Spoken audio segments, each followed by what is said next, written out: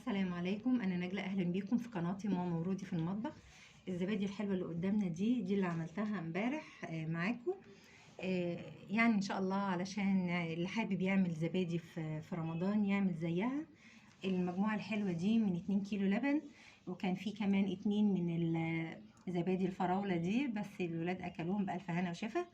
عملنا من ال2 كيلو زبادي ساده للي بيحب الزبادي الساده، وعملنا زبادي بالفراوله، وعملنا زبادي بالتوبينج بتاع الفراوله. ممكن التوبينج ده يبقى فراوله، يبقى مانجا، يبقى مش اللي احنا بنحبه، يعني اي فاكهه ممكن نعملها يعني نعملها توبينج ونستخدمها في الزبادي.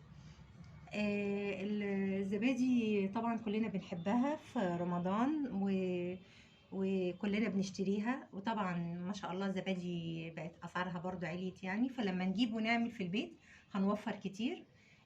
وان شاء الله تعجبكم تعتمدوا طريقتها في رمضان، وكل سنه وانتم طيبين.